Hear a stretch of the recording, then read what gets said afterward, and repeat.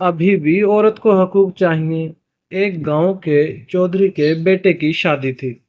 चौधरी साहब ने एक अनोखा फैसला किया कि पूरे गांव को इस शादी की खुशी में शामिल किया जाए। इसके लिए उन्होंने ऐलान करवा दिया कि बेटे की शादी की खुशी में तमाम गांव के हर घर को एक जानवर तोहफे में दिया जाएगा।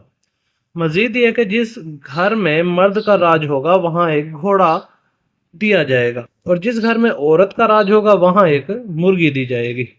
चौधरी साहब ने अपने कार्य खास गामे को जानवरों की तरसील का काम सौंप दिया। पहले ही घर में गामा दोनों मियाँ बीवी को सामने बिठाकर पूछता है कि घर के फैसले कौन करता है। मर्द बोला, मैं।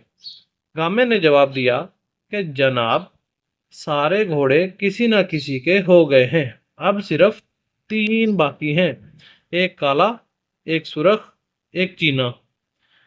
जो तुम्हें पसंद है वो बता दो। मर्द ने फौरन जवाब दिया कि मुझे सिर्फ चीना घोड़ा पसंद है।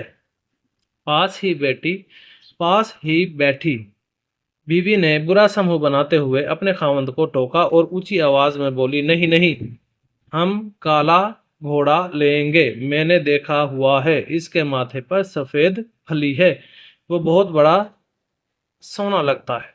मर्द ने कहा कि चलो काला ही दे दो। गामा आराम से उठा, थैले से एक मुर्गी निकाली, औरत को पकड़ाई और अगले घर को चल दिया। गामा बताता है कि पूरे गांव में मुर्गियां ही तकसीम की, अभी भी औरत को हकूक चाहिए। मेरे भाइयों, जहाँ पर औरत की हुकूमत होती है वो घर बर्बाद हो जाते हैं, और औरत को चाहिए कि वो अपने मर्द की इज्जत बनाए और उसी की बात माने। वीडियो अच्छी लगी हो तो वीडियो को लाइक और चैनल को सब्सक्राइब करते हैं। अल्लाह हाफिज़।